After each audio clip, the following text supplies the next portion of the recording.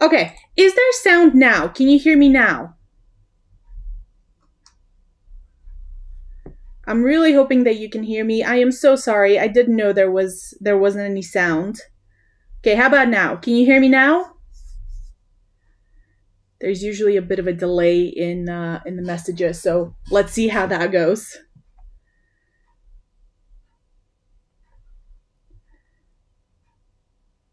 I don't know if you guys can hear me.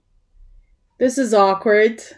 Yes, yay, you can hear me now. Okay, I am so sorry about that. I apologize for it.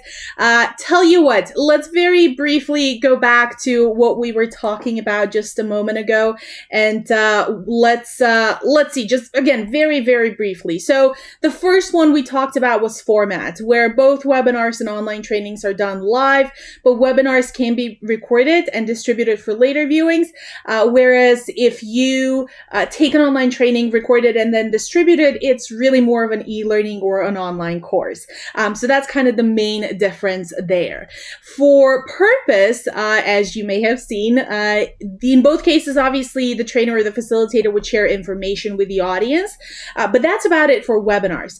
Online trainings, on the other hand, build skills and they aim to change behaviors, and they're more geared towards helping people practically apply what they have learned in the session back on their jobs, especially if it's a more professional sort of webinar. Now, for who runs the show, the facilitators, well, webinars usually have an unlimited number of speakers or panelists. And usually if there is more than one person, you normally have an interviewer and an interviewee. Online trainings are usually facilitated by one or two trainers. It's very rare that you would get more than two people in the same room, simply because then it turns into a chaos. Very quickly, in terms of audience, the webinars accommodate large groups of people. The number is usually limited by the software capabilities, and these people can usually come from all walks of life. So, all walks of professions, industries, tenure, educational backgrounds, and so on. That, however, is usually not the case with online trainings. Here, you would normally get small groups, usually not more than 20 people, and they all would be either from the same company or hold similar titles. Then in terms of the how interactive the sessions are, with webinars, it's usually one-sided, kind of like what we're doing here, more or less. The speaker talks, the audience listens, and yes, usually speakers share their webcams and microphones, which hopefully work for them. Again, I'm sorry for the technical difficulty earlier. But if the webinar is live, participants normally don't have all the interactivity to kind of ask questions. They can do it probably via polls or comments in a chat. Again, kind of like what we're doing here. For online trainings, however, they thrive on two-way communication. Both the speaker and the audience members share their cameras and have their microphones turned on and are actively conversing. The audience can ask questions via chat, off mute, participate in polls, raise their hands, or use other interactive tools like drawing on a whiteboard. And usually live trainings also allow the audience to be broken into smaller groups and work on different tasks and assignments. So again, online trainings are a lot more practical oriented. And finally, the last category that I want to mention is duration. Webinars usually don't run for more than 1 to 2 hours, although of course there isn't like a very strict limit on how long an online training can last, but a good practice is for online trainings to not exceed 3 hours per sitting. If the content requires more time, in that case, I would recommend you kind of break it into several sessions, no more than 3 hours long each. And again, having said that, of course, there are situations in which that is difficult because of different reasons. I myself have done 4-hour-long online trainings, which, let me tell you, is not the best of experience. It's very difficult for the trainer, the facilitator, and the audience and the learners, the participants, to actually sit through a 4-hour-long session. So you have to make it a lot more interactive in those cases. But Again, if you want to learn more about how to create online trainings that are engaging, do let me know and we'll come up with a video. I just realized that in my introduction, I actually mentioned something that is important for you guys to know. So unfortunately, we've made the decision to not continue doing these live streams in the future, but don't worry, we will still continue dropping very useful videos on our YouTube channel. So make sure that you're subscribed and that you have your notifications turned on so you can catch any and all of our new and latest videos. With that being said, let's get into kind of the meat of today's session, where I'm going to share with you 5 stories. So we received quite a few stories from our followers, from our subscribers, and I picked the 5 which I think are kind of most interesting, and they touch upon a lot of the different mishaps that you can run into when you're hosting a webinar. Having said that, however, none of these stories actually touch on technical difficulties, so I'm going to kind of get myself removed from those because those are fairly easy to fix. You would think, right? So again, the webinar stories that I've picked are kind of more on the strange side, because again, we're very Halloweeny today. So let's start with our very first story and let me read through it. So during COVID, everything my company did was moved online, including a conference style event where 4 industry experts were invited to debate. The host of the talk is someone from HR who's been with the company a long time. Everyone was looking forward to it because they were going to discuss something of strategic importance to our company. But when the event started, she looked distant. Instead of actively moderating and guiding the discussion, she often missed cues for follow-up questions and allowed some panelists to dominate the conversation while others barely got a word in. There was definitely imbalance and lost opportunity to hear diverse viewpoints. Okay, so that is an interesting story and definitely something that I have unfortunately seen.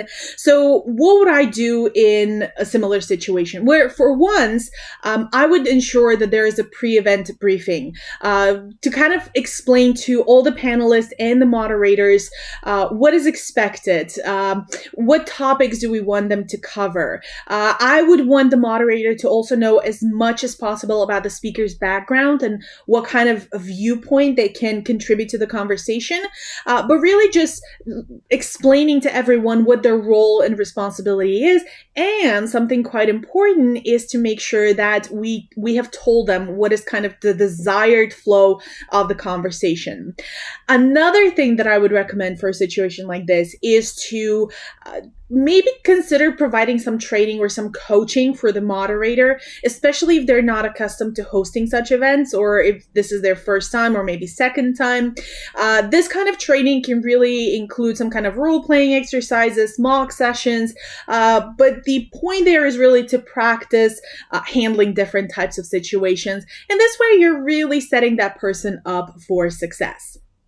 Another thing that I would definitely recommend is to have a very clearly set time limits. So you can tell all the panelists beforehand that there will be a time limit for each topic and for individual responses.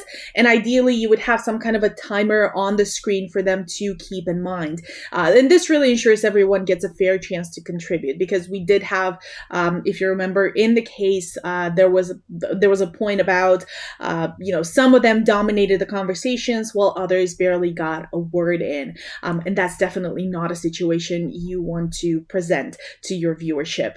Now, another thing that I think not a lot of venues consider, or a lot of organizers consider is having a backup moderator. It's always a good idea to have someone kind of on standby because the primary host may encounter some kind of unexpected difficulties or challenges, kind of like what happened to me me just now. I had someone give me a bit of a call and tell me, hey, something's wrong with your microphone. By the way, thank you so much. Mwah. But yeah, this co-moderator can sort of jump in to assist or take over. Another thing that I would definitely recommend in a situation like this is to have a very clear agenda before the event so that you ensure that all the topics are covered. The panelists know what the agenda is, and this can really help them prepare and can also guide the moderator to ensure that all topics get covered. So this is what I would do for this particular case.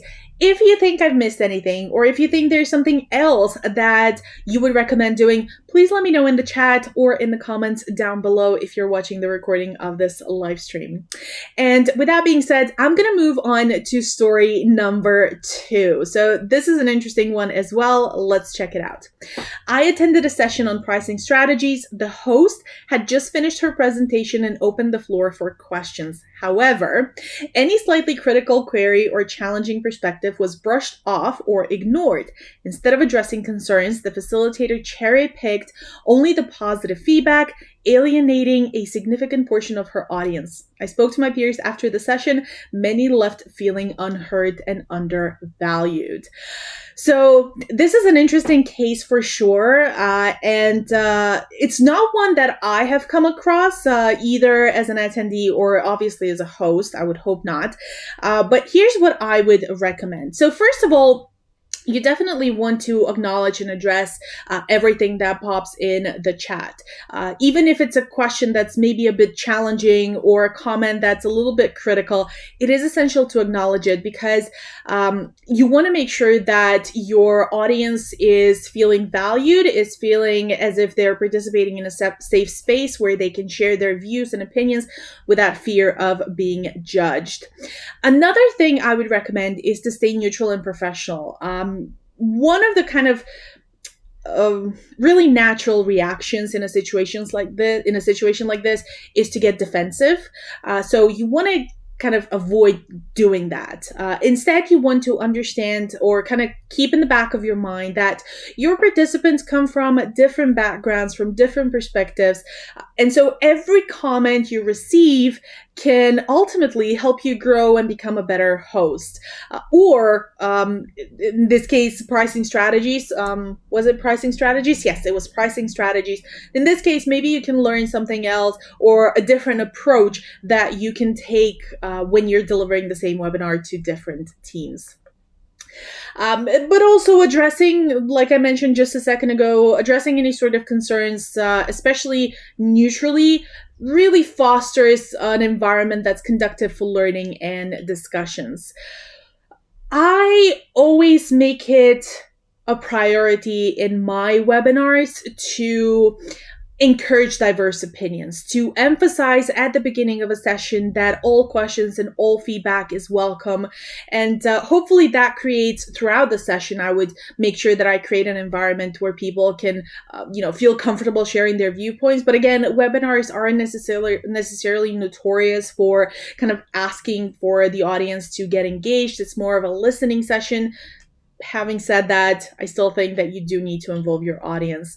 Another thing is really to ask for feedback after a session. If I were the host of such a webinar, I would probably take extra care to ask for anonymous feedback just to make sure that there is another avenue for people to express their concerns or again provide critical feedback, but really to make sure that they're feeling heard and valued. And with that being said, I think we'll jump into story number 3. But again, if you think that there is anything that I haven't covered that you would do or you would advise this webinar host, do let me know in the chat or in the comments down below. So story number 3, let's take a look. So my company invited a speaker, let's call him James indeed, to talk about career development. He started the session with grand promises, guaranteed promotions, unrivaled success, the transformative skills, but as the course unfolded, the content was basic and lacked depth. Employees felt cheated. Having expected advanced techniques and insights, the organizers of the event went as far as to ask James for a refund because of the negative, for the negative reviews they had received. That's what you get for overselling and under-delivering. I usually do take a bit of time to edit the text to make sure that it reads nicely, but yeah, one slipped through the cracks. Okay, so first of all, I wouldn't want to be James. That's for sure. But what can you do? How can you mitigate something like this? Well, first of all, make sure that you have open communication. You want to initiate dialogue with James early on, expressing any discrepancies between the promises that he made and the content that he delivered. This type of honest feedback can really provide him with an opportunity to address any gaps or offer additional sessions or resources so that people feel that they're at least getting something out of this session. Another thing, and this is probably key here, is to clarify all the expectations that you have for the session beforehand. So before inviting a speaker, you want to make sure that you know what kind of content you want covered, you know what are the objectives for the session, and that the speaker knows exactly what those are, because this really helps in aligning the speaker's approach with the audience's expectation. Another thing, and this is a small thing, but I think it can be very impactful, is to seek feedback very early on. Instead of waiting for the session to conclude, you want to gather interim feedback from the attendees. And this can really help, in this case, James, the host, course correct whenever possible during the webinar itself, and really give him an opportunity to adjust the content. So yeah, apart from giving him feedback, what else would I read? Something very important, and this goes to what you would do before such a session, and that is to refine your selection process. You want to make sure that you prevent similar occurrences in the future. So you would, or I would rather recommend you revisit the process for selecting and vetting the speakers. For example, you can, look into recommendations, check any previous experience they have, or even I have seen this done in practice where a client that I was working with, they really wanted to invite the speaker, and he was very, very expensive. And they also wanted to make sure that there was a alignment between what he was delivering and what the company actually wanted. So what they asked him was to do a very small session, like a preliminary session before the main event. They gave him pointers, and they really kind of gave him a direction that would truly align with the expectations of the employees. So I think that is something that really helped in that case. Again, if you think there's anything else you would do, let me know in the chat. And we can move on to story number 4. So let's read through it. My manager, D, wanted to do a webinar for the team on a new software the company was purchasing. What you have to know about D is that he is very passionate. Okay, so sometimes too passionate. Okay, I can see where this is going. Instead of sticking to the outline topic, he found himself going on tangents about personal experiences, unrelated anecdotes, and even his recent vacation. Okay. I love this guy. All right. At some point, the team just started dropping out, feeling that the content was not as advertised. By the end of the webinar, D had lost half his audience. Oh no, and received several complaints about the lack of focus. So talk about a horror story, right? Okay. So let's try and figure out how we can help D in this case, or the manager. I'm not going to call him D. One thing is obviously to give him some feedback, but make sure that you do it with understanding and empathy, because one of the worst things that you can do to someone who is really passionate is to tell him or her that this passion is misplaced. That's kind of a sure way to demotivate them and dissuade them from being proactive in the future. So really, again, gently express concerns about the webinar, veering off topic, and what the potential impact on the audience is. Or in this case, it wasn't potential, it was very real impact where half the audience walked out of there. Another thing, and this is really for the preparation stages of a webinar, what you want to do is you want to have, again, a very clear agenda, very clear time checkpoints. anything that has to do with audiences, especially if it's a longer topic, you want to have very, very succinctly structured agenda with very specific time allocations for each topic.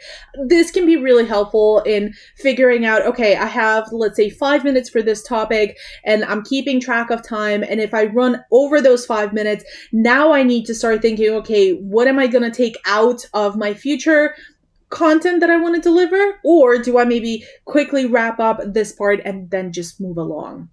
So having those time allocations is really great. I have actually been, many years ago, someone was delivering a webinar and they wanted me to be not a co-host, but kind of a designated timekeeper. So anytime they would run past the allotted time, I'd be like, yeah, you need to come back. So I would be the person who would send them a message. In that case, it was send them a message without the audience knowing, saying, hey, come back, you've gone off on a tangent. Another thing I think that's really important is to emphasize the importance of the relevance of the material. So the audience has certain expectations. In this particular case, let me just remind myself. So what was it? On a new software the company was purchasing. So in this particular case, what we have is a very clear expectation. So I'm going to be expected to work with the software, so I need to know how it works, right? And so when I walk into this 30-minute, 40-minute, 60-minute webinar, I expect to learn something practical that I can take back on my job and really make sure that I know how it works and what happens when I work with the software. But if I'm not getting it, that's going to be very frustrating. So you want to ensure really that the content is relevant and it will help maintain that engagement and that interest. Again, it all goes back to me personally, it all goes back to the adult learning principles. If you don't know what they are, we have an amazing video on the topic. Make sure to check it out on our channel. So what else would I do? I would definitely encourage some reviews, to be fair with you.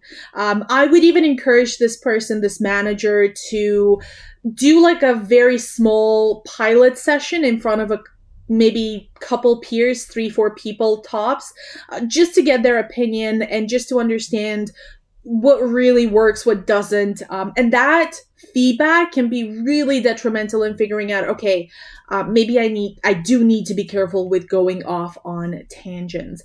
So I think these are the main points that I would consider. But again, if you have any other suggestions, do let me know. And I think it's time for the last story. This webinar, by the way, is going to be a lot shorter than our usual 1-hour sessions. I hope that's okay with you. But our last story, and I think this is my most favorite one so far. So let's read through it. I, a training specialist with over 3 years of experience, was discussing the importance of effective communication when suddenly the chat room came alive. Okay, an attendee had accidentally shared a personal message meant for a friend, confessing a secret office romance. The chat room was ablaze with whispers, reactions, and speculations. The main topic was completely forgotten, and I had to battle to get everyone's attention back. I don't think I did a good job. No one wanted to listen about communication anymore.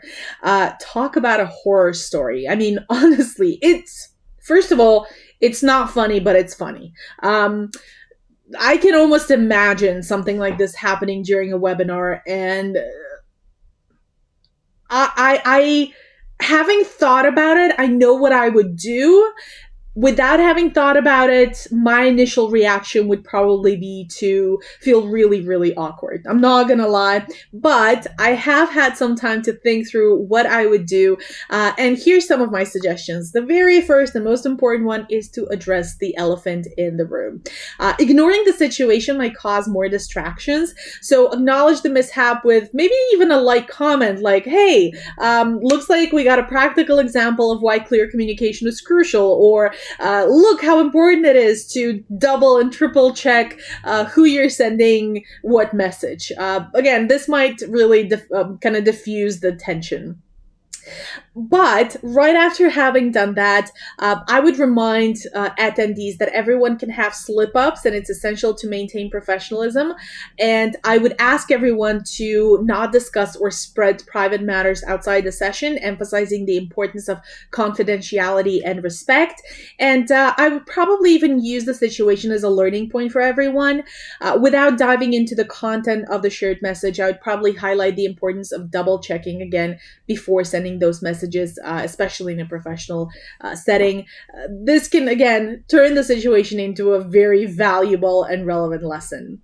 What else? Oh, obviously refocus on the agenda. So address the elephant in the room, make it a learning opportunity, really. But then refocus on the agenda. You've addressed the situation, transition back to the main topic. Maybe pose a question, use some kind of a quick activity related to effective communication to re-engage the audience. And then one thing that I would probably do is to make it a point to seek feedback immediately after the session to understand how well people thought I handled the disruption. Because again, it is a learning opportunity for me as well. So I would definitely adjust my strategies based on the feedback for any future unexpected situations. So this is what I would do for these 5 situations. Again, if you have any other suggestions or if you have questions, do let me know in the chat and in the comment section down below. For now, I think we're going to move on to the final part of our session, and that is Q&A. Do let me know if you have any questions, but I have actually prepared some of the most commonly asked questions, so I'm going to give you very quick tips around those. So the first question is, can you share some quick tips on how to recover if a webinar starts going south? First of all, stay calm. Obviously, you didn't do anything on purpose, so stay calm, acknowledge the hiccup, but then refocus. If appropriate, you can use humor, although if it doesn't come naturally to you, I would advise you to stay off of it because it can come off really disingenuous. Tech issues, yeah, again, same thing. Stay calm, acknowledge the issue, but then do something. Go on with the show. The show must go on, as the favorite song goes. What else? Let's see. What's the one mistake you think is the kiss of death for a webinar? Okay, this might be a bit controversial, but I absolutely hate when people talk in a monotone tone for a very long period of time without making a pause or without using their voice to give any sort of inflection. This kills me, okay? I spent a good amount of time on attending webinars, not just because the topics might be interesting, but because I also want to maybe steal an approach or see how other people do it. And if within the first 5 to 10 minutes, you haven't gotten my attention and you talk in a monotone voice without using gestures, without using facial expressions, without using pauses, I'm out. Like, I don't care how interesting your topic is. I'm out. And fair enough, I realize that goes back to the fact that our attention spans are very, very short nowadays. I mean, look at TikTok, we have Reels, we have Shorts on YouTube. So we want to kind of consume content really quickly. But if I'm not entertained, then I'm out. And the other thing is, you are an entertainer, okay? Think of it this way. There are a lot of people, and this kind of contradicts my first point, but we do live in the age of contradictions, I believe. So there are a lot of people who would go down a rabbit hole for 3, 4, 5, 6, 7 hours on YouTube watching these lengthy documentaries or any sort of videos on YouTube. So the question is, why would they spend so much time watching sometimes irrelevant YouTube videos, but would definitely cringe if they have to do like an online 30-minute webinar? And for me, it always goes back to the fact that YouTube has actually cracked the code. They are very entertaining. They're very interesting to look at and listen to. They use their voices a lot, maybe sometimes even too much. But so that's what keeps us entertained. Speaking of voice, I need to moisten my own throat. I've been speaking for a while and just realized my cup there with my little tea is getting cold. Okay, anyways. But yeah, I think that as a webinar host, you do need to be an entertainer. Absolutely. So that for me is the kiss of death. I think for a lot of webinar hosts, the kiss of death is if you're losing their audience, if they're losing their attention. The truth is that if you're losing your audience, you are losing everything. So make sure you're reading the room and pivoting as needed. Another question, how do you handle a disruptive participant in a live setting? So probably I would first address this privately in a chat if possible. I'd be like, hey, you're being a bit disruptive to everyone else in the room. Can we maybe tone it down a bit? But if that doesn't work, I wouldn't hesitate to mute that person or remove them from the main session. Because at the end of the day, people are there to learn something, to hear something interesting to them, maybe something that they haven't heard before. So I wouldn't want that to come at a cost because of someone. But again, just because someone is being disruptive doesn't mean that they're not saying something meaningful. So if they are, I would definitely listen. But if they're going, way above the allotted time, I'd probably say, okay, this is a very interesting point. If we have time towards the end of the session, let's circle back to it. But we do have an agenda, so let's go back to that. Okay, another question. How can hosts manage their time effectively, especially when dealing with long or complex subjects? This is easy. You need to have an agenda and you need to stick to it. If you must, you should definitely use a timer or a co-host to keep you on track, and then break up any complex subjects with interactive moments to reset. I think that's the easiest one. How much room should you leave for audience participation without derailing the structure of the webinar? I don't think that there is a set amount of time for this, but anywhere between 70 to 20 or 80-20. So again, most of your time needs to go on content and the rest for questions and interactions. How do you recommend handling the awkward silence if no one is asking questions during the Q&A? Well, we seem to be having some audience members here who are happy to just listen in without asking any questions, which is absolutely fine, in which case you can do what I have just done and have some pre-prepared questions to kind of get the conversation rolling. And then I believe my last question is, should you address technical glitches during the webinar or try to gloss over them? Of course you should acknowledge them, but don't make a big deal out of it. Again, say you're fixing it, move on, no need to dwell unless it severely disrupts the flow. Okay, with that being said, I'm just very quickly going to check the chat. I don't see any questions, which hopefully is a good thing, but if you do have any questions, feel free to ask. And if you have any comments or any other situations that you found yourself in as part of a webinar, be that as a host or a participant, do let me know down in the comments, because I love hearing those stories. And maybe I can give you some kind of a tip that you haven't thought of just yet. All right. With that being said, time truly does fly when you're having a frightfully good time, doesn't it? So that's it for today. I hope that you found the session as enlightening as it was entertaining. If you're craving more L&D insights, head over to our website, thelndacademy.com. We've got a treasure trove of educational content waiting for you there.